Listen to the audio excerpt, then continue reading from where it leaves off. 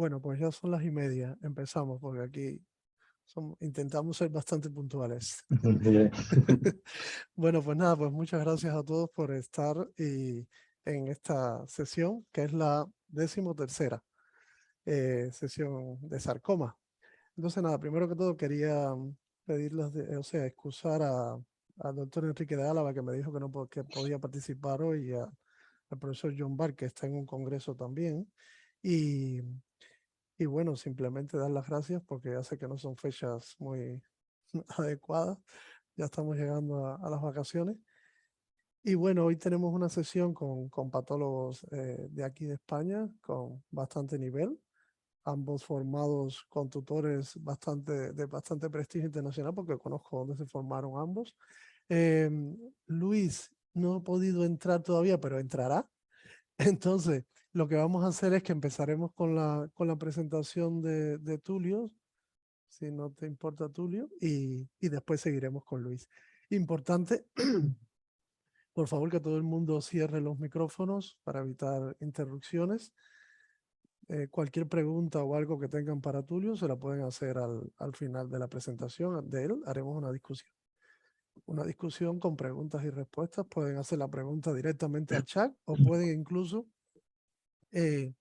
preguntar quitando la cámara de manera organizada, por supuesto, la cámara y el mute y el auricular. Creo que no se me queda nada más. Pues nada, Tulio, el doctor Tulio Silva, que es del Departamento de Patología del Hospital Vall d'Hebron de Barcelona. Y nada, Tulio, muchas gracias por aceptar participar en la sesión y seguro que presentarás un caso muy chulo. Muchas Nada, gracias, muchas gracias. cuando quieras compartir y empezar cuando tú quieras. Vale. ¿Me dejas saber si estoy haciéndolo correctamente, por favor? Sí, sí. No apago el micrófono hasta que no.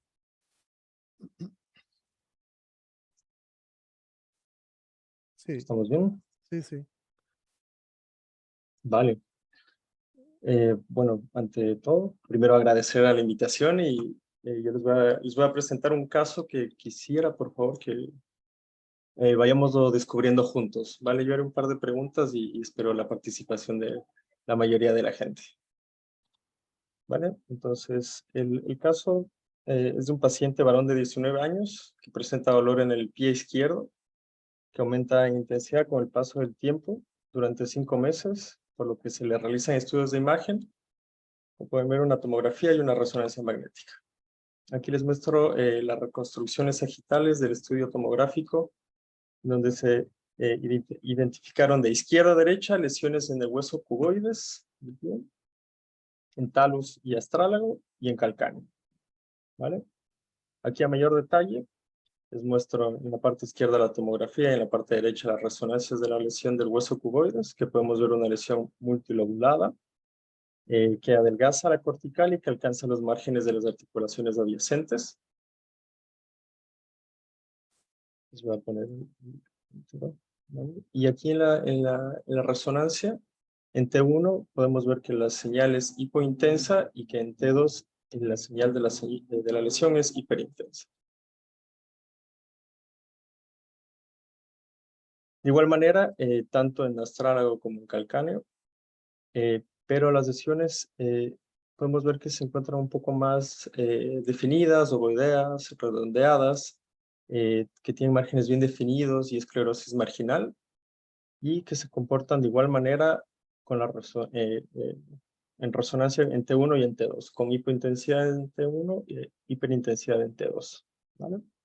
Se realizan las biopsias de las lesiones y aquí les muestro las imágenes panorámicas de las diferentes lesiones, ¿vale? Vamos a ir analizando una por una y voy a empezar primero por el fragmento inferior que corresponde a la lesión del cuboides, ¿vale? Entonces, primero en este fragmento voy a analizar estas dos zonas, ¿vale? Con mayor aumento. En la parte superior podemos ver un entramado de hueso reticular o reactivo, ¿vale? Y en la parte inferior ya podemos identificar una lesión ya bastante sólida.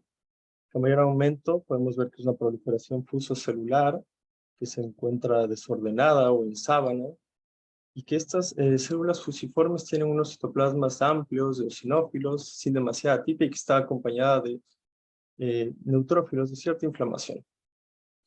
En el mismo fragmento, en la zona inferior, podemos identificar dos zonas importantes para el caso. En este caso ya podemos también identificar que las células son un poco más epitelioides, con núcleos rechazados a la periferia, con los citoplasmas amplios, eosinófilos, inclusive densos. Y en esta zona, al lado del anterior, vemos que ya las células tumorales tienen un aspecto de tipo más rabdomioblasto. Podemos ver que los citoplasmas son inclusive un poquito más amplios, igual densos de eosinófilos. En el mismo fragmento, en otra zona, podemos identificar características morfológicas similares a las observadas en las zonas estudiadas anteriormente, aunque en este caso ya asociadas a espacios vasculares con endotelios que muestran características de reactividad. Sin parecer depender de la lesión, lo cual es importante. Podemos ver que las células tumorales, que aquí tienen las mismas características que en las otras áreas, pero que están respetando a los vasos. Vemos que los endotelios están un poco con cambios, pero sin atipia. ¿Vale?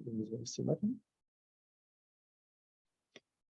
Este fragmento corresponde a la lesión del talus, ¿vale?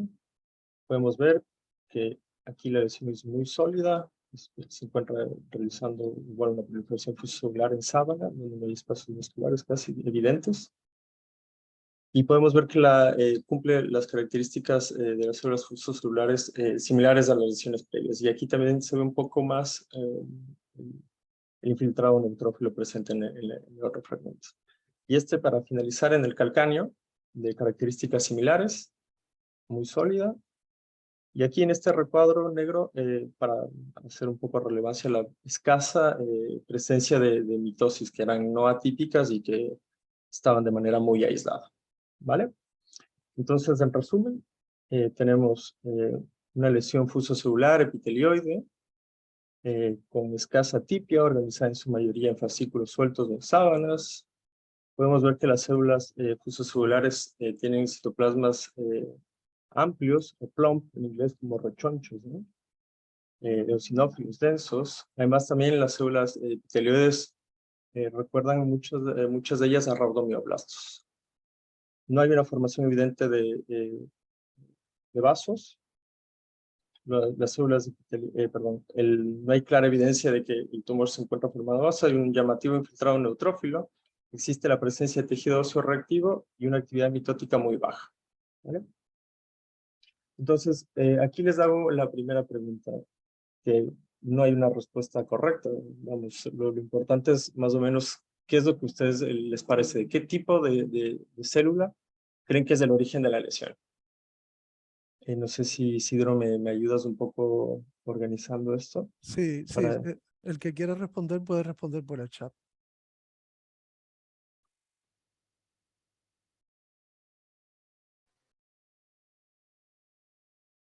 ¿Tiene antecedentes traumáticos? No. Simplemente empezó con dolor al caminar y que aumentó progresivamente.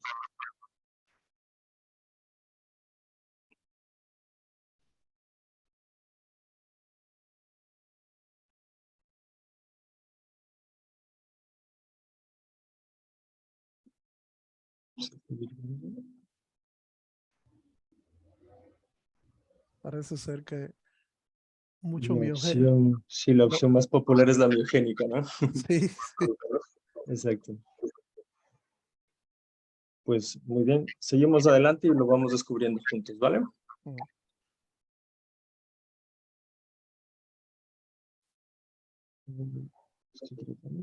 Vale, aquí está. Vale, entonces, el diagnóstico diferencial realizado con la morfología, nos basamos prácticamente en estos hallazgos comentados, ¿no? Que nos recuerda un poco a células miogénicas. Entonces tomamos en cuenta primero un leiomiosarcoma o un raudomiosarcoma fusocelular. Y aquí les enseño imágenes clásicas de ambos.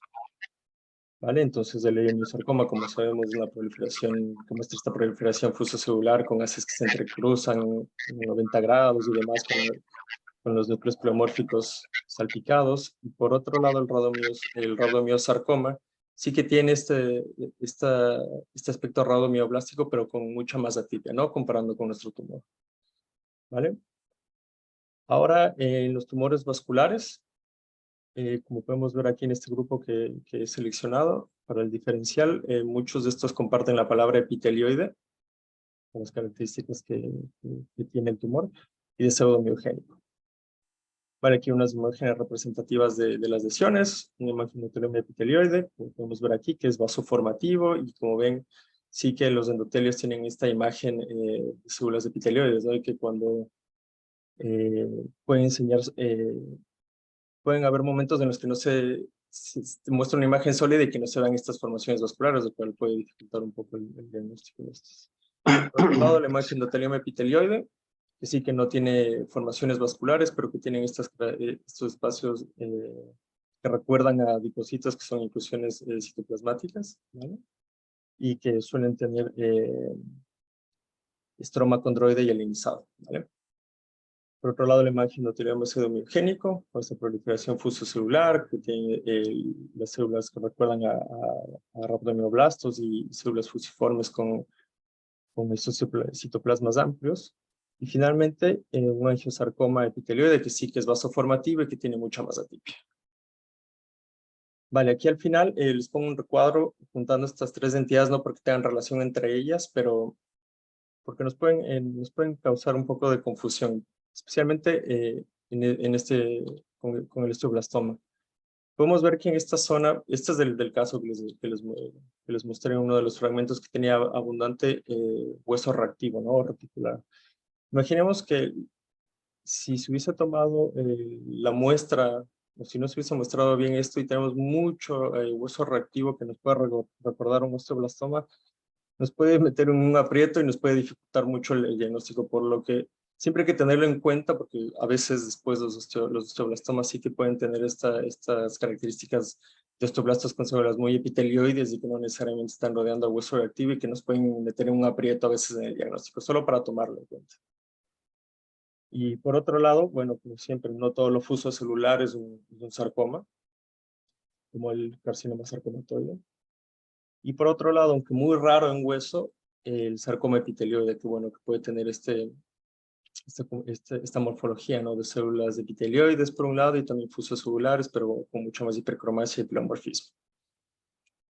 ¿Vale? Entonces, teniendo esto en cuenta, estas características que ya hemos dicho, tiene estas células epitelioides, miogénicas, que parece que no están formando vasos. ¿Qué panel de inmunohistoquímica realizarían en este caso? Para guiarnos un poco más con estos diferenciales que les he comentado.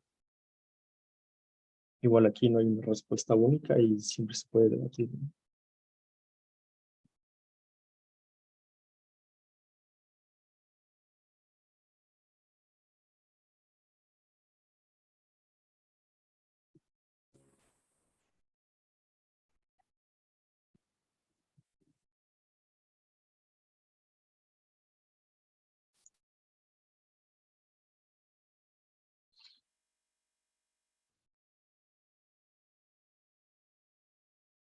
Veo que quiero un poco más entre C y D. Pues muy bien. El panel inmunohistoquímico que realizamos nosotros fue una actina músculo liso, marcadores vasculares del ERG C31, C34, planina, pancitoqueratina, el CAMTA1 para descartar el endotelioma epitelioide y el FOSB para el pseudomiogénico. ¿Vale? Entonces voy a enseñar las imágenes a continuación. La actina músculo liso fue negativa, solo mostró el realce de los vasos con expresión en los pericitos. Los marcadores vasculares de aquí todos juntos para compararlos entre ellos. Como podemos ver, el ERG tiene una expresión intensa y difusa. Intensa y difusa. El CD31 fue muy débil y focal, pero fue positiva. El CD34, esto es importante, solo haciendo realce de los vasos, pero el tumor negativo. La pancitocreatina fue muy positiva. El CAMTA1 fue negativo. Y el FOSB con expresión nuclear intensa y difusa. Y aquí también mostrando la positividad en estas células que recordaban a rhabdomioblastos. Vale, entonces aquí a la izquierda un resumen de las inmunohistoquímicas. Tenemos marcadores vasculares positivos, el ERG muy intenso y difuso, el CD34 focal y débil, la pancitocreatina muy positiva, al igual que el FOSB, y negativos para marcadores de músculo liso, CD34, podoplanina y CAMTA1.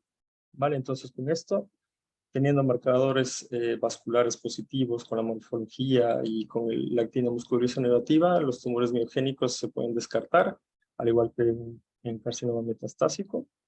Y del grupo de los tumores vasculares, ya que tenemos marcadores vasculares positivos, un hemangioma epitelioide, la morfología ya no nos recordaba mucho por los espacios vasculares que suelen formar. Un hemangioma epitelioide con un CAMTA negativo y sin las características morfológicas clásicas, ya lo podemos empezar a descartar también. Al igual que un angiosarcoma epitelioide, porque no alcanzábamos a tener la tipia y la morfología no lo recordaba. Entonces, la conclusión y el diagnóstico fue de un hemangiotelioma pseudomiogénico. ¿Vale? Entonces, estamos ante la presencia de un hemangiotelioma pseudomiogénico primario de hueso. Y aquí les hago un resumen de las características generales de la lesión. Son neoplasias endoteliales, localmente agresivas y raramente metastatizantes. La mayoría de los casos aparecen en partes blandas de extremidades superiores e inferiores, siendo multifocales. Esto es importante recalcar porque muchas de las veces estas lesiones están en diferentes focos y no es que están haciendo metástasis, sino es la forma biológica de comportarse de estos tumores. Raramente se limitan al hueso, cual lo vuelve en este caso un poco más raro todavía. Afectan a pacientes en un amplio rango de edades, siendo el 60% de los casos menores de 30 años. El 50% de los casos presentan dolor localizado, aunque pueden ser asintomáticos, y su tamaño puede variar entre milímetros hasta casi 7 centímetros. ¿Vale? Estos tumores suelen presentarse como masas discretas que afectan a la cavidad medular o a la corteza de cualquier hueso, afectando con mayor frecuencia las extremidades bajas en un 48% y a la columna vertebral en un 15%, y con menor frecuencia en otras localizaciones que están escritas aquí. Los hallazgos radiológicos, tanto en tomografía como en radiografía, estos tumores suelen mostrarse como múltiples lesiones discretas, redondeadas o ovaladas, líticas, de contornos bien definidos y que pueden tener márgenes escleróticos. Y como en nuestro caso, en T1 muestra una señal hipointensa y en T2 hiperintensa. Los estudios de PET-TAC suelen tener señales variables sin llegar a aportar demasiada información. Aquí, para resumir, presentan los marcadores como en nuestro caso, son FOSB positivos, marcadores vasculares positivos, pero muy importante es CD34 negativo. Y molecularmente son tumores que muestran un reordenamiento en los cromosomas T19, del que resulta con mayor frecuencia el gen de fusión SERPINE-FOSB, ¿vale? Seguido por el ACTB-FOSB, que suelen presentarse de manera solitaria, y mucho menos frecuentes WTR1-FOSB, ¿vale? Que solo ha sido descrito en un caso hasta el momento. En el tratamiento de estos tumores suele ser complejo debido a su multifocalidad, presentación. Si son solitarios, el tratamiento puede ser limitado al curetaje, pero sin embargo, si las lesiones son sintomáticas y covalescentes, suelen requerir resección. ¿Vale? Por otro lado, aunque la evidencia es escasa, se ha propuesto en la literatura tratamientos alternativos con inhibidores quinasa, como el telatinib, como también con inhibidores de mTOR, como el sirolimus, con muy buenas respuestas. ¿Vale? Ya para cerrar, el pronóstico de estos tumores es favorable, aunque localmente son agresivos, son lesiones que tienden a estabilizarse con el tiempo. ¿vale? El factor pronóstico, aunque los factores pronósticos predictivos todavía no se conocen a su totalidad. Son tumores que tienen un potencial biológico con tendencia a recurrir localmente y la diseminación a distancia es extremadamente rara. Y finalmente, no se ha evidenciado que el comportamiento de los tumores difiera si presentan el gel de función SERPINE-FOS o ACTB-FOSB, es decir, que las técnicas moleculares aquí no nos ayudan para otorgar pronóstico a esta lesión, ¿vale? Se utilizaría solo en el caso como diagnóstico, si hay dificultad, como ya ven con morfología y con las inmunos adecuadas, se puede llegar al diagnóstico sin ningún problema, ¿vamos? Y eso sería todo. Voy a dejar de compartir. Mm. Muy bien, Tulio. Muchas gracias por este caso interesante. Hay comentarios en el chat del doctor Víctor Prieto. Víctor, si quieres comentar Sí. algo, puedes hablar directamente, ¿no? Como quieras. Y si puedes ver en el chat tú, Tulio, lo que le has puesto. Sí, o lo puedo leer. ¿Me puedes oír? Sí. Hola, soy Víctor. Muchas gracias Hola. por el caso, muy bonito. Solamente un comentario sobre el término, porque Sí, sí. sé que el grupo de Fletcher popularizó el término de pseudomiogénico, pero en realidad la lesión la describió Billings y Sharon Weiss, y ellos lo describieron como epithelial sarcoma-like. Sí, sí. Y yo personalmente me gusta más ese término, porque si veo un tumor como este y veo que tiene queratina, o es un sarcoma epitelioide o es un Ya, ya. carcinoma sarcomatoide. O sea, Exactamente. para mí, cuando miro estas lesiones, no pienso en un miosarcoma, un leiomyosarcoma. Lo que pienso es en un sarcoma Exacto. o en un sarcoma epitelioide. Entonces, por eso prefiero, pero vamos, eso es mi preferencia. Sí, Ya el caso es muy bonito. estoy de acuerdo. A nosotros las primeras biopsias que nos dieron, porque aquí ya les enseñé todas, las primeras imágenes era la parte muy fusocelular. Entonces, claro, depende, yo me imagino también de cómo está muestreado, ¿no? Y que te puede llevar a confusión. No, un leiomyosarcoma es verdad, pero tal vez a un rabo sí te puede ver ese celular, ¿no? Vamos, y yo lo digo porque es que hay tantos tumores que son fusiformes, que parecen leiomyosarcoma, pero si no tienes desmina o no tienes miogenina, no son otra cosa. O sea, porque incluso, y ya vi que en el chat había alguien que mencionaba si había un trauma, porque claro, tienes que considerar una fascitis nodular. Claro. Pero una Sí, sí. fascitis nodular tú no la llamas pseudomiogénica, Exacto. ¿correcto? Sí, O sea, nada, pero muy bonito el caso, gracias. Samuel Navarro, Sam, ¿querías comentar algo?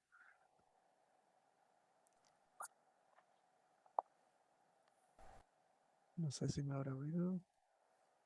¿Alguna pregunta? ¿Comentario? ¿Me oís?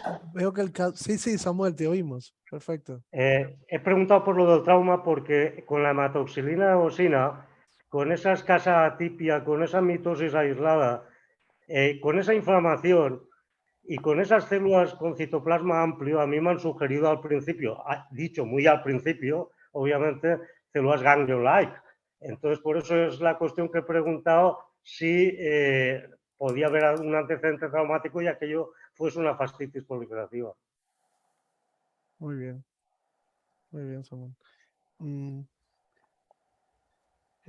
Tulio, ¿tú crees que antes de la era del FOSB algún sarcoma epitelioide dado por ahí puede haber sido un hemangiosarcoma de estos pseudomiogénicos? seguro que sí, ¿no? A ver, es verdad ahora con todo la inmuno que tenemos y tanta información que tenemos, es mucho más fácil decirlo, ¿no? Pero yo creo que seguramente por ahí hay alguno, pero bueno, es difícil decirlo, ¿no? Yo creo que el comportamiento, mucho lo que nos guió aquí, lo que me gusta a mí recalcar de los tumores cuando son primarios óseos, vamos, el equipo de radioterapia de tu grupo multidisciplinar es fundamental y te tiene que guiar mucho, ¿no? Y ellos nos iban diciendo, ¿no? Cómo se iba comportando. Y eso. Entonces, yo creo que con la morfología y sí, se puede llegar, creo yo, pero es difícil que la muestra esté bien, o sea, que tener una buena muestra, ¿no? Que la emisión esté bien mostrada. Muy bien. ¿Algún comentario de alguien adicional? ¿Pregunta? Ah, mira, Rodolfo ha escrito ahí. Exacto. Sí, Rodolfo Guzmán. totalmente de acuerdo. Rodolfo, si quieres hablar directamente o si quieres, como quieras. Estamos... Hola, gracias, buenos días. Muchísimas gracias por la invitación. Este caso me parece muy relevante para poder comentar precisamente eso que acaba de colocar en el chat. Una lesión multifocal en una región anatómica o circunscrito en una región anatómica, pues debe alentar sobre la posibilidad de un tumor vascular. Desde luego que hay que considerar otras opciones como metástasis, pero pues eso se hizo con la historia clínica, con el aspecto morfológico y con el inmunofenotipo. Y luego, pues es una entidad algo reciente y que muchísimas gracias a Tulio por la presentación del caso.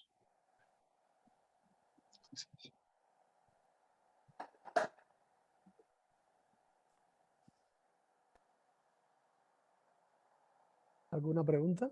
¿Otra pregunta? ¿Comentarios? ¿Nada más?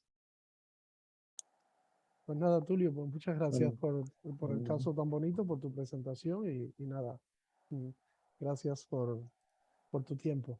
Entonces, seguimos con el segundo ponente, que es el doctor Luis Chinchilla, del Departamento de Patología del Complejo Universitario de Salamanca. Él es patólogo con gran interés por los tumores de partes blandas, al igual que Tulio. De hecho, está dentro del proyecto Imperas. Y bueno, Luis, muchas gracias por tu tiempo y por presentarnos los casos aquí en la sesión. Cuando quieras puedes compartir pantalla y empezar. Vale, vamos allá. Creo que está. ¿Sí lo veis, no? Sí. Vale, perfecto. Pues buenas tardes a todos y gracias. Quiero ante todo darle las gracias a Isidro y a Cleofe por haberme invitado y permitirme participar en estas sesiones educativas tan buenas, tan interesantes y que a mí en lo personal me han ayudado muchísimo, me siguen ayudando todos los meses, ¿no? Cada sesión de estas es muy enriquecedora. Y nada, sin más dilación, pues voy a presentar un par de casos, intentaré no ser tan, tan insidioso en algunos temas para ir más rápido, pero bueno, a ver qué os parece al final. Sin más dilación, vamos a ver si esto puede avanzar. Ahí está, sí.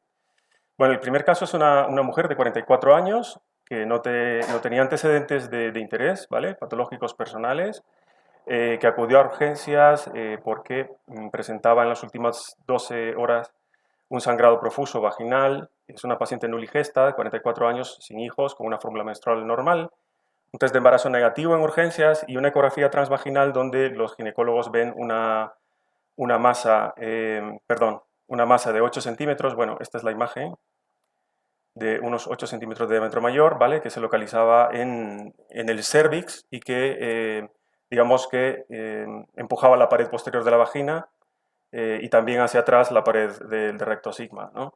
Esta no es la ecografía, estas ya son imágenes de resonancia, obviamente. Aquí tengo una imagen en vídeo para que la podáis ver en dinámico, de arriba abajo. Yo creo que no voy a poder. No. Bueno, es igual. Es igual, por algún motivo va súper lento.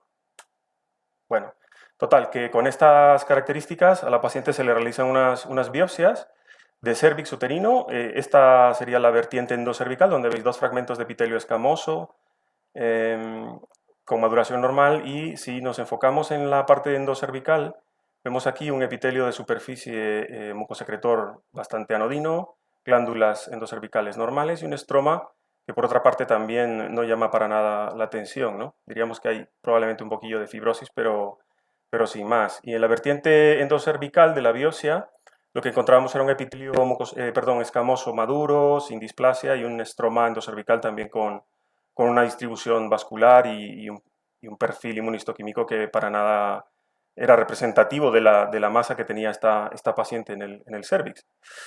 Entonces, así lo diagnosticamos, ¿no? Como fragmentos de mucosa endo y exocervical sin infiltración neoplásica en este material.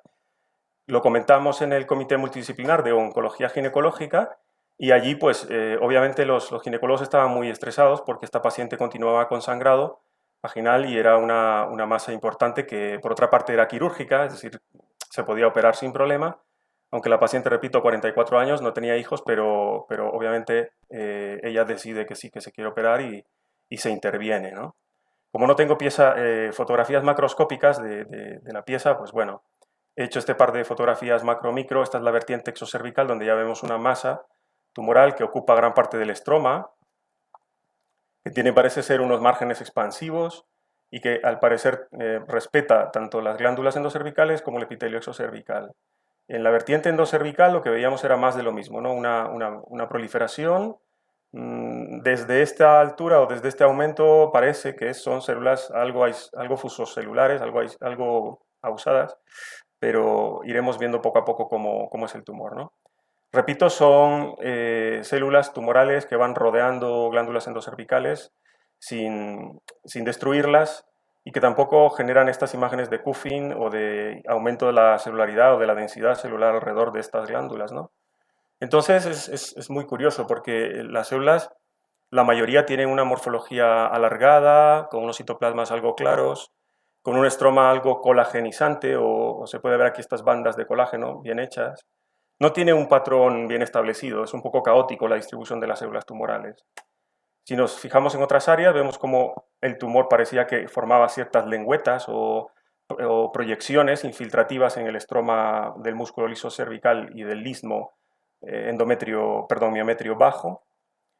Y con un poco de imaginación, en algunas zonas sí que empezábamos a ver cierto patrón estoriforme-like o una distribución un poco entrecruzada o arremolinada, pero no muy bien establecido el patrón de estas células tumorales. Esta es una imagen muy bonita que encontramos en bastantes áreas, donde veíamos que las células formaban como capas, ¿no? O con una distribución concéntrica alrededor de vasos de pequeño calibre, y con algo de celularidad inflamatoria también por el medio. Parecía que habían linfocitos o algunas células inflamatorias dispersas por allí. ¿Cómo era esta celularidad a mayor aumento, ¿no? Con detalle microscópico? Pues eran unas células un poco pleomórficas, porque tienen diferentes formas y tamaños, con citoplasmas no bien definidos, la verdad, pero la mayoría eran así, alargadas, ¿vale? Abusadas. Los núcleos eran más bien hipercromáticos, aunque algunos tienen un nucleolo poco evidente. Y lo repito, lo importante es que se veía bastante colágeno por el medio, ¿no? La mayoría de las células, repito, eran alargadas. La frecuencia de mitosis era moderada, encontrábamos entre 8 y 12 mitosis por 10 campos en las zonas de mayor concentración de mitosis. Y esta es la última hematoxilina que os pongo del caso, donde vemos cómo el tumor va infiltrando estructuras también nerviosas, alrededor de nervios. Observábamos este tipo de infiltrado de linfocitos, parecen maduros y pequeños alrededor de vasos, y aunque no lo parezca, si veis aquí también se ven 3 eosinófilos que no eran muy frecuentes, pero bueno, estaban allí, ¿no? Formaban parte, digamos, del componente inflamatorio de este tumor. Entonces, cuando paramos de ver tantas hematoxilinas y tantas áreas, y todo nos parecía muy semejante, pues nos fuimos directamente al libro de la OMS de los tumores ginecológicos, en el capítulo de las lesiones mesenquimales propias del útero y del cérvix, ¿no? Y ahí pues pasamos de ver las lesiones benignas y nos fuimos directamente a las lesiones malignas porque nos parecía un tumor maligno por morfología. Y ahí pues barajamos varias posibilidades, ¿no? Tumores de músculo liso por frecuencia, porque era lo que les impresionaba radiológicamente y clínicamente a los ginecólogos, un mioma o un leiomiosarcoma. Otro tipo de tumores como los nódulos, perdón, los sarcomas del estroma endometrial o los adenosarcomas, pecomas uterinos, etc. Nuestro diagnóstico... Perdón. Aquí. Nuestro diagnóstico diferencial... es que, a ver si consigo... Ahora sí, eso es. Nuestro diagnóstico diferencial fue este, de entrada. Lo primero que quisimos descartar fueron tumores de músculo liso, leiomiosarcomas, pero resulta que nos faltaba algo más de citoplasma eosinófilo, entrecruzamiento perpendicular de células, marcadores de músculo liso. No teníamos ni actina por ninguna parte, ni desmina, ni caldesmonache, etc.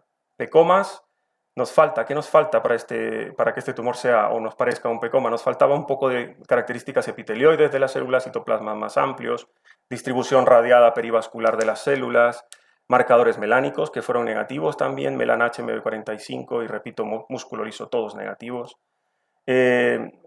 Pensamos también la posibilidad de un sarcoma del estroma endometrial de alto grado, por esa formación infiltrativa en forma de lengüetas que mostraba en algunas zonas, pero no nos convencía. Tampoco tenía una conexión, aunque no es necesaria, con el estroma endometrial, en la parte de la mucosa endometrial, era más bien endocervical.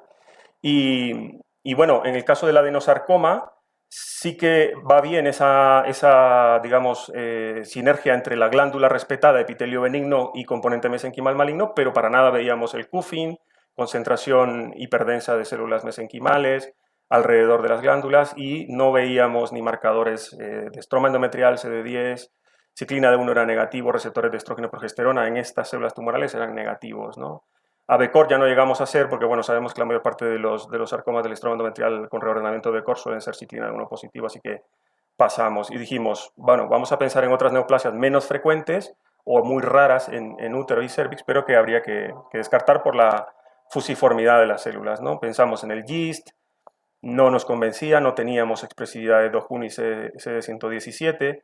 Aquí al CD34 le he puesto un asterisco porque es interesante y lo comentaremos ahora más adelante. Tumor miofibroblástico inflamatorio, nos falta quizá un poco más de celularidad inflamatoria, sobre todo linfoplasmocítica, que las células sean más, digamos, más plexiformes, con tractos más bien ordenados, y áreas dialinizantes también, ¿no? Sarcoma sinovial monofásico, la verdad es que sería muy difícil pensarlo, pero bueno, en el caso del monofásico, como es más plexiforme, células más hipercromáticas y suelen tener expresión de queratinas, nosotros pues lo descartamos también. En este caso teníamos también además TL1 negativo y SSX18 por inmunistoquímica negativo. El MPNST raramente se puede ver, ¿no? en útero, pero bueno, hay casos descritos en la literatura y a nosotros nos faltaba un poco más de estroma mixoide, pleomorfismo, necrosis, células onduladas y repito que los marcadores melanocíticos neurales eran negativos, SC100, SOX10 eran negativos. Neoplasias fusocelulares con fusiones de ENTRAC que están tan de moda ahora y que bueno, que sí que cada vez salen más casos publicados en útero y cervix. Son tumores con más hialinización quizá perivascular y que suelen tener esa doble expresión, ¿no? Tanto marcadores como S100 y CD34 muy claros. Y nosotros tenemos la fortuna de tener PAN-TRK por inmunistoquímica, pudimos hacerlo, y era negativo en las células tumorales. Y finalmente un tumor fibroso solitario, por aquello del componente fusocelular, pero no teníamos ni organización plexiforme de vasos, magiopericítica, ni esclerosis perivascular, y repito, marcadores como CD99, BSL2, que no lo he puesto aquí, STAT6, son negativos en este tumor, fueron negativos en nuestro tumor. ¿Y qué pasa con este CD34 que parece que lo estoy obviando, ¿no? Que estoy intentando dejarlo para más adelante? Bueno, pues CD34 quizá fue lo que nos fue dando un poco la pista de qué pasaba con este tumor. Era un CD34 que además de los endotelios vasculares, parece que tenía algo más en medio, por aquí en medio, sobre todo cuando lo comparábamos con otros marcadores vasculares o endoteliales como CD31, que parece que tiene los vasos muy bien, pero además hay algo de celularidad probablemente inflamatoria, ¿no? Histiocitos, ya sabéis que CD31 a veces marca algo de histiocitos también, y ERG sí que RG se limitaba más a endotelios vasculares. Entonces, continuamos viendo e intentando ver qué pasa con este CD34 y la pregunta es si está tiñendo solo endotelios o está tiñendo algo más. Tiene un patrón aquí que recuerda un poco a los sinusoides hepáticos, la verdad, esta distribución como en ramas, ¿no? Estructuras complejas. Y cuando vimos esto, nos preguntamos, ¿no? ¿Será que esto no es un tumor mesenquimal? Y decidimos irnos hacia otras áreas, ¿no? Pensamos lo primero que pensamos era en descartar tumores hematolinfoides, pero bueno, también desde el punto de vista de los tumores epiteliales existe el carcinoma de células fusiformes, que no nos encajaba porque no expresaban nada de queratinas, ¿no? Ni CK818, CAM5.2, AE1A3, todo eso era negativo en las células tumorales. Tumor melanocítico del tipo melanoma desmoplásico, eso ya era un poco más descabellado pensarlo, pero bueno, estaba allí y también pudimos descartarlo gracias a la negatividad para todos los marcadores neurales y melanocíticos, ¿no? Entonces nos quedaba la vía de los tumores hematolinfoides y por ahí tiramos. Y nuestra sorpresa fue que cuando hicimos un antígeno común leucocitario, prácticamente todas las células de la morfología que fueran, eran positivas, ¿no? Esto fue lo que quisimos descartar de entrada: leucemia, linfoma Hodgkin, granulomatosis linfomatoide, por esa distribución perivascular que veíamos, aunque no había angiodestrucción, pero bueno, quisimos también pensar en ellos, sarcoma histiocítico y otras. Y todos estos marcadores que veis aquí fueron negativos, a excepción de CD30 y CD45. Cuando vimos esto, nos preguntamos, ¿será esto un linfoma? Entonces empleamos marcadores B y T, y claramente la mayor parte de las células tumorales eran Bs, CD20 y PAC5 eran positivos, pero también había bastante celularidad T por el medio, y decidimos hacer entonces estudios de clonalidad. Pero antes de continuar, quiero que os fijéis bien en esta positividad de PAX8, qué interesante, porque la verdad es que yo nunca había visto un caso como este, ¿no? Ahora vamos a ver qué pasa.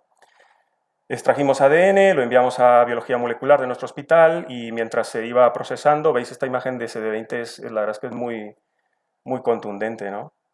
Realizamos estudios de corte para hacer FISH nosotros también. Nos llega el resultado de la clonalidad y claramente nos dice que hay datos de proliferación clonal linfoide B, porque había tanto enrolamiento completo como incompleto de VDJH, un pico monoclonal B que era muy contundente, ¿no? Este es el control que ellos utilizan, donde se ve el ruido de este policlonal. Y en nuestro estudio de FISH, que estudiamos dual fusión con IGH, BSL2, BSL6, MYC y TP53, y no encontramos ninguna translocación en ninguno de estos genes analizados. Sí que se encontró digamos, 3 copias en BSL2, que aunque esto no es un estudio de cariotipaje, sí que nos está hablando de que hay una alteración probablemente adquirida, ¿no?, en estas células tumorales, que podría ser una trisomía del cromosoma 18 y que, como sabemos, se expresa hasta en 1/3 de los linfomas B difusos de célula grande, linfomas foliculares y linfomas marginales. Entonces, con todo esto, nuestro diagnóstico fue este, por lo menos en el apartado del cervix: infiltración extensa del estroma cervical por un linfoma B difuso de célula grande, y esto es lo importante, ¿no?, variante fusocelular o sarcomatoide, formando una masa tumoral dependiente de la pared del cervix que alcanzaba 8 centímetros de diámetro, y estas son las características inmunohistoquímicas de este tumor, ¿no? Teníamos CD20, PAC5, CD30 también positivo, CD5, MUM1 y BSL6. Decir aquí en este momento que, y esto es importante que lo tengamos en cuenta, PAX8 también era positivo, porque como sabéis está descrita esa expresión positiva cruzada de PAX5 y PAX8 en los linfomas B. El Ki67 era alto, de un 60%, EBER negativo, y CD10 marcaba, pero en algunas zonas muy focales. Ya cuando estudiamos toda la pieza vimos algunas áreas positivas, pero la mayoría era negativo. Bueno, marcadores T, a excepción de CD5, todo era negativo, marcadores de citotóxicos y demás. Entonces, ¿qué es esto del linfoma B difuso de célula grande variante fusocelular? Pues es un linfoma muy raro, ¿no?, que está descrito en la literatura. Esta es una extracción de una tabla que trae el libro de Lan Yaffe. Es muy bonita esta tabla porque ella recoge aquí variantes morfológicas raras del linfoma B difuso de célula grande, ¿no? Y si nos fijamos este sería nuestro caso, ¿no?, el Spindle Cell Morphology del linfoma B difuso de célula grande. Ella advierte que se puede confundir con varios tipos de sarcomas fusocelulares, con melanomas desmoplásicos y carcinomas Spindle también. Pero existen otras variantes, como el linfoma B difuso de célula grande con estroma mixoide, que se puede confundir, por ejemplo, con un condrosarcoma mixoide extraesquelético o un mixofibrosarcoma. Y otros tipos, ¿no?, células en anillo de sello-like, fibrillary matrix y rosetas-like, etc.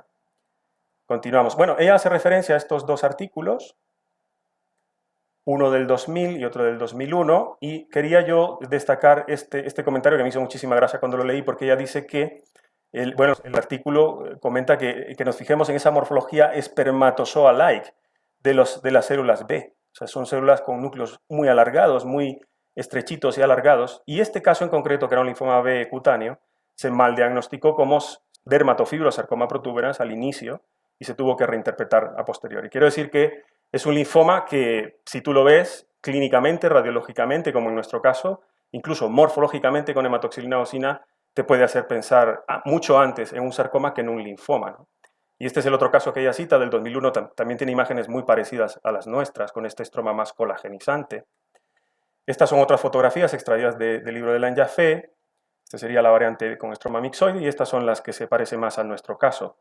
Aquí tenemos otra con Spindle Cell Morphology. Esta es otra imagen que, bueno, recuerda más a un seminoma que a un sarcoma, pero bueno. Y he traído estos otros artículos de linfomas B que pueden adquirir morfologías muy raras, ¿no? Como células en anillo de sello-like y llevarnos a errores diagnósticos con posibilidad de carcinomas en anillo de sello, gástricos, etc. Y aquí 4 artículos de linfoma B difuso celular fuso celular. Este es una publicación de un caso en Cervix, igual que el nuestro. Este es otro artículo que habla de que la mayoría de estos linfomas son de fenotipo centrogerminal. He traído este otro artículo que es de un grupo australiano, que ellos describen el primer caso de linfoma B difuso de célula grande fusocelular en mama y advierten de que hay que tener mucho cuidado con el carcinoma metaplásico de mama porque se puede parecer. Y bueno, aquí tenemos otro caso con afectación hepática, con esa morfología tan spindle, ¿no? Y este caso, que es del 2020, se publicó, que yo creo que un mes o 2 antes de que yo tuviera este caso, que tuviéramos este caso en el departamento, y la verdad es que cuando vi las imágenes me hizo mucha gracia porque era prácticamente igual al caso nuestro, con esta fusiformidad, con este estroma colagenizante, con esa positividad tan clara para CD45 y CD20 que es muy contundente. Y bueno, los 2 casos eran en cervix y bueno, me ayudó muchísimo la verdad ese artículo. Las variantes de linfoma más reconocidas o más frecuentes son de linfoma B difuso celular grande serían la centroblástica, como todos sabemos, la inmunoblástica y la anaplásica, ¿no? Pero el libro de la OMS del 17 de patología hematolinfoide recoge estas otras variantes, siendo coautora Elaine Jaffe, y básicamente dice lo mismo que es en su libro, ¿no? Que existen estas otras variantes raras y que hay que tenerlas en cuenta. He subrayado la variante nuestra, que es la de morfología fusocelular, y la pregunta del millón es ¿por qué un linfoma puede parecer tanto a un sarcoma? ¿O por qué puede parecerse tanto a un sarcoma fusocelular en este caso, ¿no? Y la respuesta más plausible o más aceptada o que hasta ahora más peso tiene es por el microambiente tumoral, ¿no? Este es un artículo de un grupo japonés del año 2012, concretamente creo que es de la Universidad de Fukuoka, donde analizan 10 casos de linfoma B difuso de célula grande fusocelular y lo comparan con linfomas B difusos centrogerminales convencionales y encuentran diferencias significativas, ¿no? Ellos lo que encuentran es que existe un incremento de fibroblastos y miofibroblastos, de población de linfocitos T y de estos factores de crecimiento, concretamente estos dos, el factor de transformación del crecimiento beta 1 y el factor de crecimiento fibroblástico 2. Entonces, es interesante, ¿no? Porque lo que ocurre es que no solamente a nivel bioquímico y molecular hay un ambiente afectando a los linfocitos, sino también mecánico. Es que literalmente los fibroblastos, los miofibroblastos comprimen, generan una fuerza mecánica sobre estos linfocitos que hace que no les quede otra que tener una morfología alargada y fusiforme para poder seguir creciendo, ¿no? Y bueno, terminando con este caso, ¿qué es interesante? Yo creo, primero, que no todo lo que nos parece un sarcoma, tras una valoración clínica, radiológica y morfológica, acaba siéndolo, eso es muy obvio. Pero además que los linfomas no solo forman parte del diagnóstico diferencial de los sarcomas de células redondas, que eso lo tenemos muy interiorizado, sino que también forman parte del diagnóstico diferencial de los sarcomas fusocelulares, como en este ejemplo, ¿no? Debemos tener siempre en cuenta este tumor cuando veamos un tumor fusocelular con un estroma colagenizante y con linfocitos maduros, perivasculares. Eso yo creo que es una característica que se ve en estos casos, o infiltrados linfoides dispersos maduros. Y finalmente que, bueno, cuando algo no encaja, siempre podemos tener yo creo que todos los laboratorios de anatomía patológica tienen la posibilidad de hacer un antígeno común leucocitario y marcadores BIT, y eso podría hacernos perder menos tiempo y llegar al diagnóstico lo antes posible. La paciente lleva casi 2 años y medio en revisión completa, sin afectación en los estudios de seguimiento con PET-TAC, con citometrías en sangre periférica, no ha habido ningún tipo de recaída, sí que recibió 6 ciclos de RCHOP, pero la paciente está muy bien y bueno, la verdad es que fue una satisfacción poder llegar al diagnóstico en este caso y yo creo que si lo hubiéramos pensado en un inicio, lo hubiéramos incluido en nuestro diagnóstico diferencial y quizá hubiéramos ahorrado algo de tiempo y de angustia a los ginecólogos, porque nos llamaban y nos decían, sí, pero ¿qué tipo de sarcoma es, no? Y nosotros, bueno, nos parece una cosa que parece un sarcoma, pero todavía no sabemos cuál es, hasta que descubrimos que no, que se trataba de esta variante rara de linfoma, ¿no? Y bueno, si hay preguntas y si no, continúo con el siguiente para no aburrir. Isidro, lo que tú me digas. No, lo que quieras. O sea, muy bonito este caso, la verdad.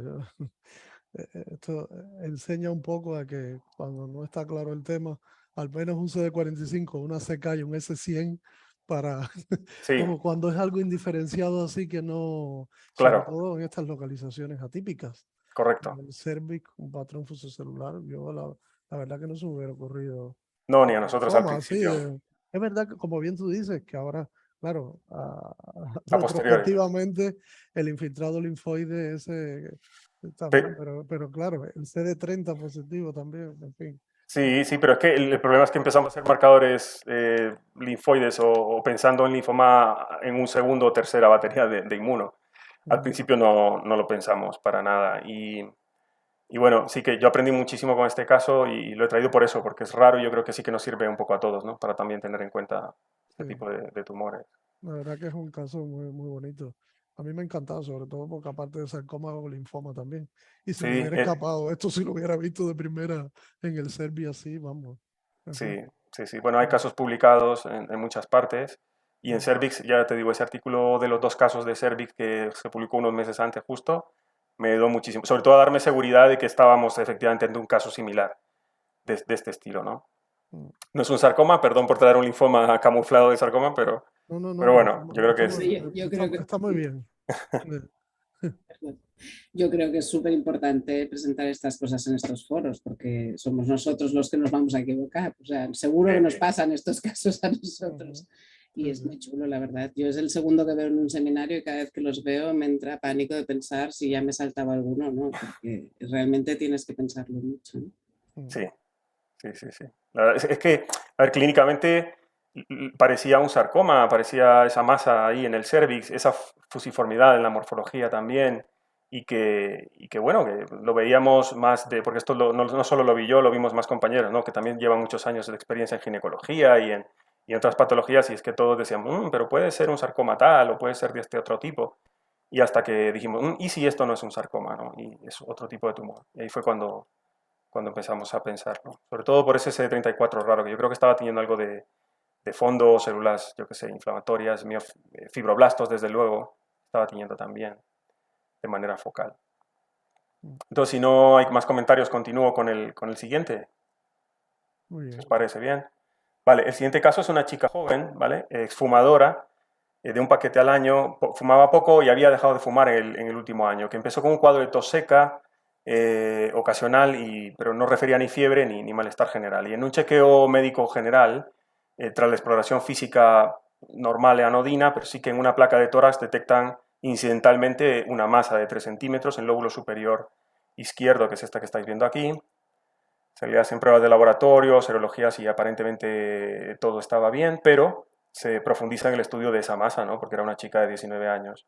En el TAC se describe una masa bilobulada de unos 25 centímetros con realce heterogéneo, sin cavitaciones, esto es importante, sin calcificaciones ni cavitaciones, en íntimo contacto con cisura mayor y con tractos lineales que retraían la pleura, como se puede ver aquí, ¿no? Se retrae un poco la pleura, y que era sugestivo de proceso neoformativo según el TAC.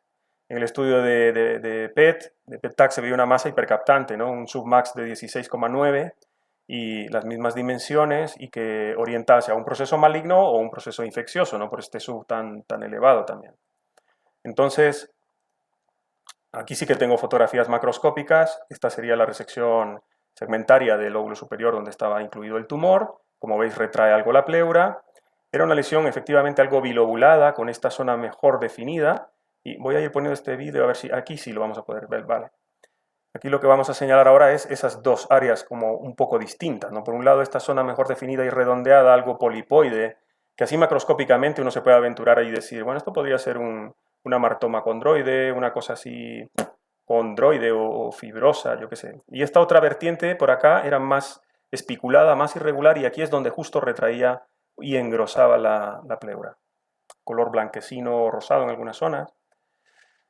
Continuamos. En esta foto macromicro lo que se ve es el engrosamiento de la pleura, esta es una zona próxima, y una masa tumoral de crecimiento expansivo y de morfología nodular. Esta sería la parte, digamos, de arriba que hemos visto en la macro más bien definida. Era un tumor de patrón fusocelular con un estroma rico en mucopolisacáridos, ¿no? Estroma mixoide, azul al cian positivo.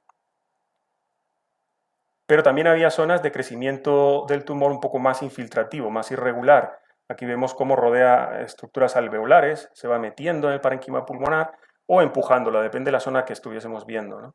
Sigue siendo un tumor fusocelular con estroma rico mixoide, pero también tenía zonas de esclerosis o hialinosis, un poco tipo queloide, podríamos decir, o fibrocicatricial. Esto era próximo a la pleura, recuerdo, y bueno, no era muy extenso este tipo de cambio. También veíamos frecuentemente esta destrucción y atrapamiento de vasos con esclerosis de los mismos, ¿no? Si nos enfocamos en estos dos, veremos cómo parece ser que el tumor ya empieza a querer rodearles y a meterse por allí, y seguro que llegará un momento en el que pues, estarán obliterados, como hay en este caso, ¿no?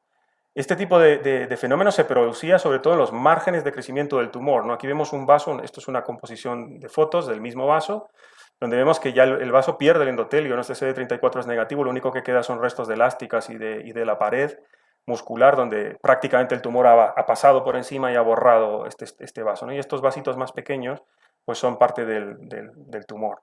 ¿Cómo eran las células? Eran unas células alargadas con citoplasmas eosinófilos, algo desflecados, diría yo, no bien definidos, pero bueno, se ve que tienen citoplasma eosinófilo, claro, y un núcleo alargado, ovalado, con 1, 2, 3 e incluso hasta 4 nucleolos pequeños eosinófilos, bien evidentes, con un estroma laxo que separaba las células y con algo de celularidad linfoide. Celularidad inflamatoria, más que linfoide, inflamatoria, porque ahora veremos que la mayor parte del componente inflamatorio no eran linfocitos, sino células plasmáticas, ¿no? Células plasmáticas parecían maduras, estaban allí en medio. Y además, el problema es que en estas zonas distintas a las que hemos visto hasta ahora, de manera focal encontrábamos otro tipo de células, un poquito más grandes, más epitelioides-like, con citoplasmas redondeados, con núcleos excéntricos, nucleolo muy llamativo, y que además de manera dispersa y muy focal encontrábamos también que se acompañaba de otras células gigantes multinucleadas, ¿no? Un poco entre Tauton y osteoclasto-like, aquí son más de tipo osteoclasto, la verdad. Estas son otras zonas de tumor con componente de células algo más epitelioide, diría yo, si tuviera que categorizarlas, ¿no? No son spindle, son más gorditas, más poligonales, con citoplasma eosinófilo y nucleolo muy llamativo. En estas zonas también era muy mixoide y muy laxo el estroma. Estas son fotos compuestas donde encontrábamos vasos sanguíneos con tumor dentro de la luz de los vasos. Persiste aquí algo de endotelio con este CD34, pero el tumor viene de arriba, parece que atraviesa la pared o incluso que está permeando vasos claramente. Lo mismo veíamos en estas dos imágenes de vasos con ocupación por células tumorales y el resto del parénquima normal. Pasamos a la inmunistoquímica. Aquí hicimos una batería también un poco amplia pensando en tumores fusocelulares, ¿no? Hicimos, como veis, he puesto solo las fotos de algunos, CD34 era negativo, BSL2 negativo, EMA negativo, MIOD1, AE1, AE3, S100 y continuamos por aquí, HMB45, CD30, CD31, ERG, CD99, STAT6, SX18, TL1, beta-catenina. Todo eso era negativo en estas células tumorales. Con lo cual, al ver esto, pues ya empiezan a caérsenos un montón de teorías y de posibilidades de diagnóstico diferencial, ¿no? Cuando caracterizamos el componente inflamatorio, vimos que la mayoría eran células plasmáticas, maduras, politípicas, capa lambda, no había restricción.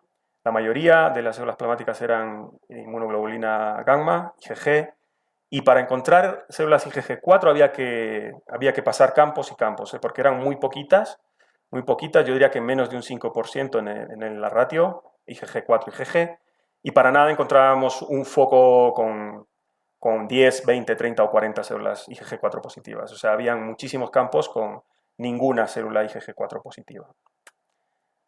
Lo interesante es que todas las células tumorales, tanto en el área del componente fusocelular como en las zonas epitelioides, expresaban marcadores de músculo liso, actina músculo liso, desmina, actina incluso músculo específica y caldesmonache eran positivos. El Ki67 era un poco discordante con ese submax tan elevado, ¿no? Era un Ki67 muy bajito en ambos componentes, tanto en el epitelioide como el fusocelular, menos de un 10% claramente, y se conservaba INI1 positivo.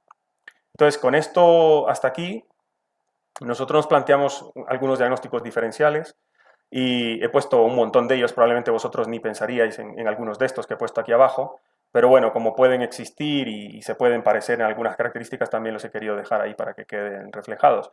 Pero nosotros el principal y el primero que quisimos descartar fue una enfermedad esclerosante relacionada con IgG4, porque era muy rico en células plasmáticas, porque tenía áreas de esclerosis, de fibrosis, y porque se puede parecer mucho. Son tumores fusocelulares, son tumores, no, perdón, son entidades, no, son lesiones fibroinflamatorias que son esclerosantes, pero ya os digo que no nos apoyaba ni que la paciente no tenía títulos de IgG4 elevados en suero, y nosotros tampoco veíamos un recuento de células IgG4 positivas tan aumentado. Tumor fibroso solitario, sobre todo porque como comprometía parcialmente a la pleura, la engrosaba un poco y parecía que había cierta especulación hacia la pleura, también pues, era una posibilidad, ¿no? Que fuese un tumor fibroso solitario pleural con compromiso pulmonar. Pero viendo ese CD34 negativo, ese STAT6 negativo y que nos faltan esos vasos hemangiopericíticos, esa esclerosis perivascular y demás características de los fibrosos solitarios, más fasciculados tal vez, lo descartamos.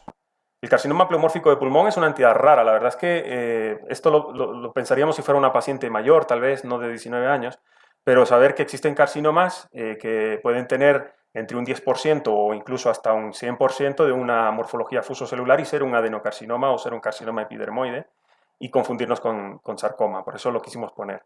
Ya os digo que las queratinas eran completamente negativas y eso nos ayudaba un montón. El leiomyosarcoma, sobre todo los que son ricos en componente inflamatorio en el estroma, también es una posibilidad de descartar en este caso, sobre todo porque teníamos más de dos marcadores de músculo liso positivos en la inmunistoquímica. Es más, teníamos 4 marcadores de músculo liso positivos, ¿no? Y finalmente el tumor miofibroblástico inflamatorio, que también nos gustaba un montón, había que descartarlo o pensar en él. Y para ello hicimos esta batería de marcadores, ¿no? Me diréis, ¿y por qué habéis hecho 3? Pues bueno, en principio, en primer lugar, porque los tenemos y ahora voy a explicar un poquito también por qué hicimos de entrada ALK, ROS1 y PANTRK.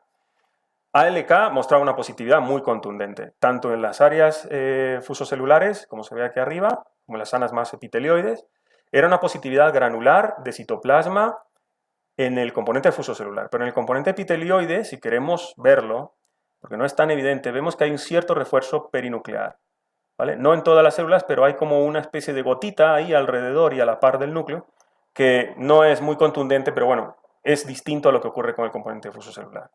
ROS1 y PANTRK fueron ambos negativos. Entonces, con esto, nuestro diagnóstico fue, al final, de un tumor miofibroblástico inflamatorio. Quisimos poner esto en la micro y bueno, sin hacer mucho hincapié en ello, pero sí dejar constancia de que habían vasos sanguíneos permeados por células tumorales y que había focos de componente de morfología epitelioide que eran de menos de un 10% del volumen tumoral total. Vamos a hablar un poquito rápidamente del tumor miofibroblástico inflamatorio. Como sabéis, es un tumor de potencial benigno, perdón, de potencial biológico intermedio, ¿no? Es raramente metastatizante y probablemente la gente que lleva más años en esto lo conocía hace unos 10 o 20 años como pseudotumor inflamatorio, granuloma de células plasmáticas. Hay muchísimos artículos antiguos que hablan de granuloma de células plasmáticas, cuando hoy por hoy sabemos que son todos tumores miofibroblásticos inflamatorios, amartoma mixoide mesentérico mental, etc. Lo que les caracteriza es morfológicamente lo que hemos hablado, ¿no? Son tumores de patrón fusocelular o epitelioide, depende, aunque hay tres variantes morfológicas, patrones morfológicos bien establecidos. Ahora comentaré rápidamente. Se caracteriza por reordenamientos de ALK hasta en el 60% de los casos y la OMS reconoce o hace una distinción muy importante entre el tumor miofibroblástico inflamatorio convencional y lo que sería la variante de sarcoma miofibroblástico inflamatorio epitelioide. Aquí a la derecha, bueno, como la voy a poner aquí adelante, casi mejor pasamos a la siguiente diapo, decir que ALK se puede reordenar o puede fusionarse a un montón de genes que cada vez aparecen más y más novedosos y que esas fusiones son las que constituyen digamos, la alteración molecular más característica de este tumor, ¿no? Se ha estudiado mucho sobre la variabilidad que existe en la expresión proteica de ALK cuando ALK se fusiona con uno o con otro gen. Por ejemplo, esta que está muy bien caracterizada en el libro de la OMS es la fusión de ALK con CLTC,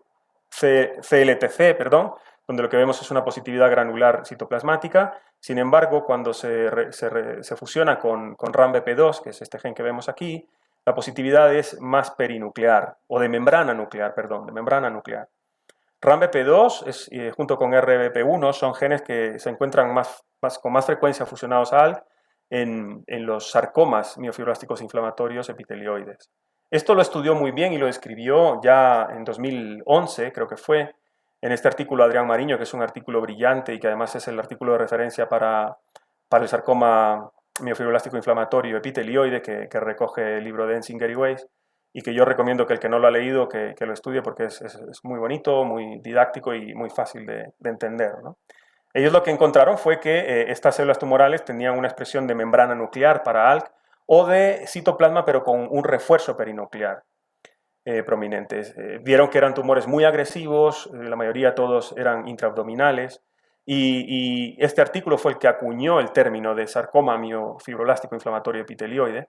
Describen que son tumores con un rico estroma mixoide y con abundante celularidad inflamatoria, sobre todo polimorfonucleares neutrófilos, entre las células tumorales, ¿vale?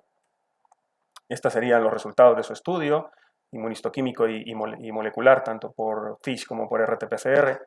Y lo que ven aquí, como os digo, es que en inmunistoquímica la positividad es de membrana nuclear en la mayoría de los casos, y solo en 2 había una positividad de citoplasma con refuerzo perinuclear. En el FISH, todos fueron positivos para reordenamientos de ALK, y en el estudio de RT-PCR había 3 casos que reordenaban con RAM-BP2.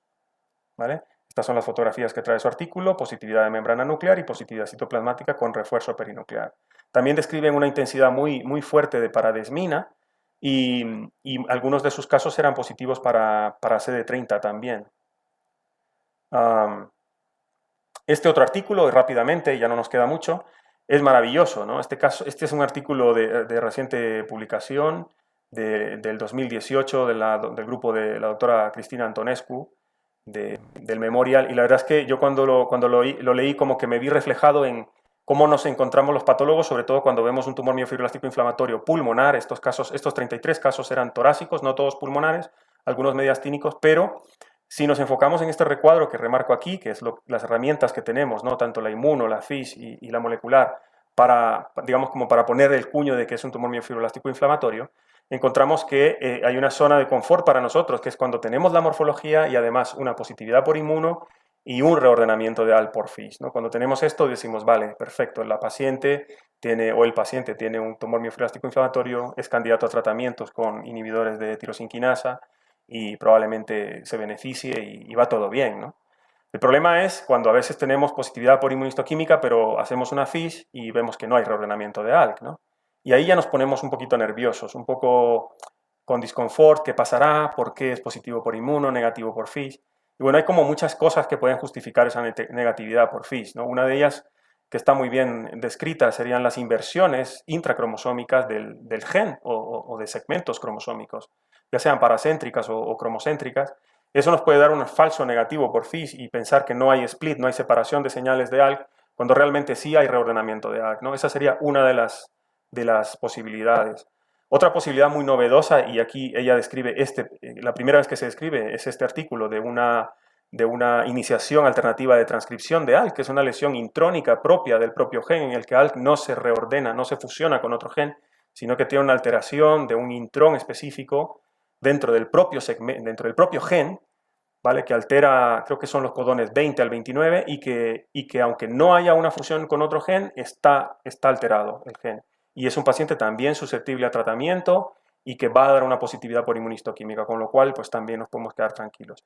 Pero la zona de mayor disconfort, yo creo, es cuando de entrada vemos que tenemos entre manos un tumor miofibrolástico inflamatorio por morfología, por clínica, y vamos y hacemos ALK por inmunistoquímica y es negativo, ¿no?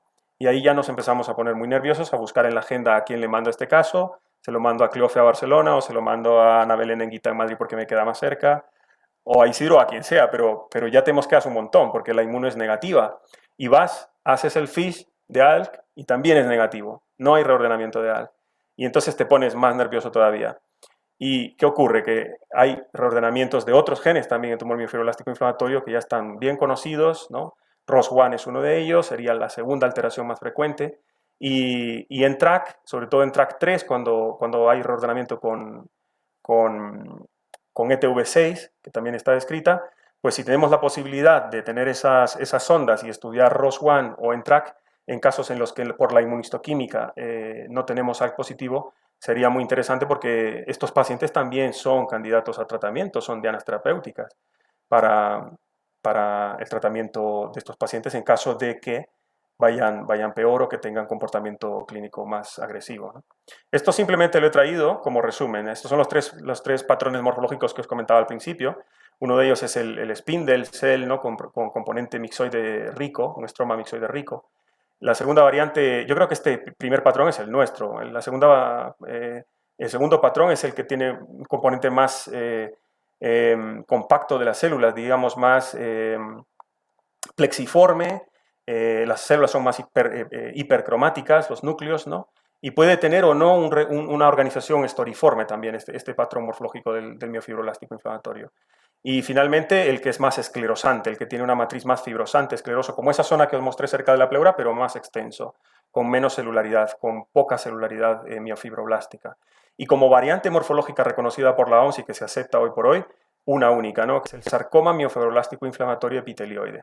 Estas dos fotos las he traído porque nuestro caso tenía estas dos características que son raras en el miofibroblástico inflamatorio convencional. Por un lado, las células gigantes multinucleadas tipo osteoclasto, y por otro lado, áreas de patrón epitelioide que se pueden ver, pero raramente, y que no nos pueden confundir o hacer pensar que esto va a ser un sarcoma miofibroblástico inflamatorio, ¿no?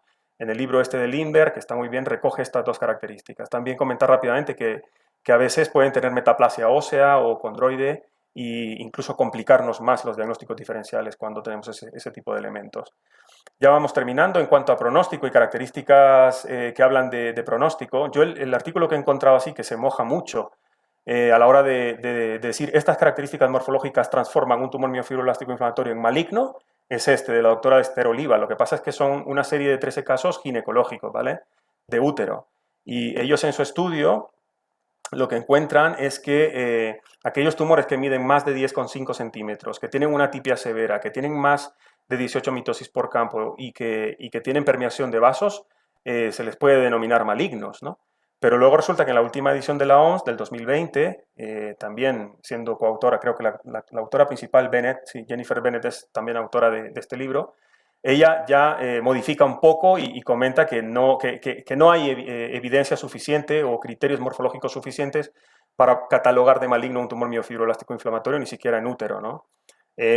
Sí que comentan que esas características pueden hacer que estos tumores se comporten de manera un poco más agresiva, pero no hay criterios, digamos, muy fiables para llamarlo maligno. Y en el libro nuestro de sarcoma de partes blandas y hueso, coincide en eso, ¿no? En que no existen, aquí lo tengo, parámetros, indicadores, pronósticos creíbles o fiables para determinar que un tumor miofibroblástico convencional sea maligno. No obstante, esta variante sí que se puede considerar un tumor maligno porque, bueno, se ha visto que van peor estos pacientes. Y con esto termino. Yo quería volver a dar las gracias a todo el equipo de Imperas porque creo que lo que están haciendo es un trabajo muy bonito y que está aportando muchísimas cosas a todos los patólogos que nos gusta el tema de sarcomas y aprendemos un montón con esta sesión. Entonces yo creo que lo mejor es que continuemos, incluso invitar a toda la gente que pueda participar en ella, ¿no? Y bueno, si hay alguna pregunta o comentario.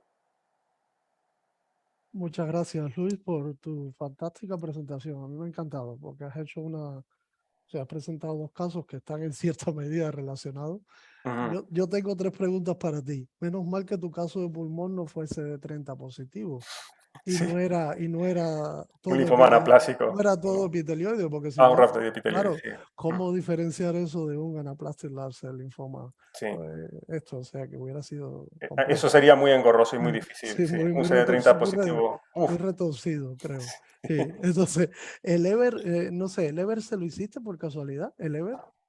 A este segundo caso, Sí, en este caso, creo que no. Tendría que confirmar. Creo que no. Por lo menos no lo he puesto aquí en la sesión. No, podría ser interesante porque hay algunos tumores miofibroblasticos que tienen EVER. EVER positivo. O sea, por curiosidad y por la edad de la paciente, etcétera. Pues se lo haremos, sí. Y la última pregunta. Muy interesante ese artículo donde muestras casos con ENTRAC positivo, que lo llaman. ¿Estos casos se siguen llamando tumores miofibroblásticos inflamatorios o se le llama tumores con alteración del ENTRAC cuando se encuentra? Cuando se encuentran Ah, fusiones de NTRK. Sí, sí, porque Yo- vamos, si se encuentra LK y ROS, vale. Esa pregunta te la he escuchado a ti haciéndole a varias personas ya, porque es que es más una pregunta que yo también me hago, ¿no? Estos tumores, aunque tengan morfología de tumores miofibroblasticos inflamatorios, yo creo que como estamos avanzando cada vez más hacia una era más molecular y que al final de lo que se trata es del beneficio de los pacientes, porque estas alteraciones moleculares tienen un tratamiento diana, probablemente, si todavía no se llaman así, probablemente comiencen a llamarse tumores fusocelulares con reordenamiento de NTRK, ¿no? Yo creo que vamos hacia allí. Yo no he encontrado todavía artículos que comenten concretamente este grupo de miofibroblásticos con reordenamiento de NTRK, que pasemos a llamarlos ya tumores con reordenamiento de NTRK. Puedo De comentar. momento lo que recomiendan los artículos es esos casos en los que ALK es negativo, hacer ROS1 y y NTRK por inmunistoquímica al principio, y si no obtienes, pues vas directamente a FISH. Muy bien. ¿Puedo ¿Tienes hacer un pregun- comentario, Isidro? Sí, Sí, sí, claro. claro. No, o sea, es evidente que esto es un tema abierto, que no creo que haya nadie que esté en la verdad absoluta. Yo prefiero entender el tema del NTRK como que hay un grupo de lesiones que comparten unas características morfológicas, inmunohistoquímicas, y que esos a lo mejor se quedan en este capítulo de neoplasias asociadas a NTRK, pero luego cualquier neoplasia tiene un porcentaje muy bajo de casos con reordenamientos de NTRK, y eso nos interesa detectarlo como diana terapéutica, sí. pero no por eso les vamos a cambiar el nombre, Ujú. ¿no? Entonces yo soy más partidaria de que las entidades tengan un contexto clínico, morfológico, y luego que se acompañe de una inmuno y una molecular, pero no cambiar toda la clasificación. Pero es, bueno, una opinión. Mm. No, no, mi pregunta fue por eso precisamente, porque claro, sí, eh, si aparece el reordenamiento en TRAC, si está descrito en el libro de la WHO, tumores con alteraciones de TRAC, esos tumores también tienen componente inflamatorio, entonces, Sí. vamos, lo llamamos tumor miofibroblástico inflamatorio, lo seguimos llamando, le ponemos, ¿qué será? Simplemente pasa- es una cuestión de, no sé, académica. Académica, sí, probablemente. Yo estoy un poco de acuerdo, yo estoy de acuerdo con lo que dice Cleofe. Yo creo que son tumores miofibroblásticos inflamatorios únicamente, pues que como pueden tener diferentes alteraciones. En este caso, ese grupo no tiene por qué llamársele, ¿no? Tumor fusocelular con reordenamiento de NTRK, aunque lo tenga. De Pero hecho, estos tumores, el fusocelular con reordenamiento de NTRK suelen ser S100 y CD34 positivos, ¿no? Gran parte de ellos. En este caso no lo tenía ninguno de los dos. Quiero decir que puede ser que todavía hay algunos tumores que siguen conservando una identidad propia y únicamente compartan ese reordenamiento de NTRK sin ser un... incluso yo os diría que el capítulo tal y como está ahora, yo espero que cambie, porque se supone que nuestros diagnósticos tienen que predecir no solo respuesta terapéutica, sino también pronóstico. Y en este capítulo estamos mezclando unas lesiones superficiales tipo lipofibromatosis, neural-like tumor, este tipo lipofibromatosis, que son de un grado de malignidad súper bajo, con lesiones con un grado de malignidad muy alto. O sea, o a lo mejor sí que pueden formar parte de un espectro de lesiones, pero se tendrá que hacer algún tipo de estrategia para diferenciar el grado de malignidad de estas lesiones. O sea, ya acabas llamando igual una cosa que casi seguro que se cura, por no decir seguro, que cosas que acaban siendo metastásicas y agresivas, ¿no? Por eso yo creo que es algo que está en evolución. No... Sí. Tienes una pregunta en el chat, Luis. Sí, lo he visto, ¿no? El porcentaje de... Sí. Sí, yo no lo he encontrado, porque tanto en Lindbergh, que sí que lo comenta, rehuye un poco a mojarse y a dar un porcentaje de células epitelioides o de componente de tumoral de celularidad epitelioide para llamarlo sarcoma miofibrolástico inflamatorio epitelioide. La OMS lo que sí dice es que cuando la localización es abdominal, o ya sea retroperitoneal o intraabdominal, y tiene características epitelioides extensas, sí que inmediatamente cambias el chip, te olvidas de lo de miofibroblástico inflamatorio, aunque tenga áreas de miofibrolástico inflamatorio, y lo pasas a llamar sarcoma miofibroblásticco inflamatorio epitelioide. Pero yo no he encontrado un punto de corte en porcentaje para que esto sea así.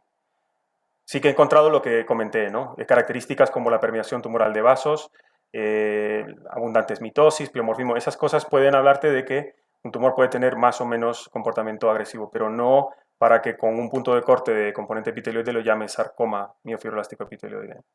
No sé si alguno de vosotros lo ha visto recientemente.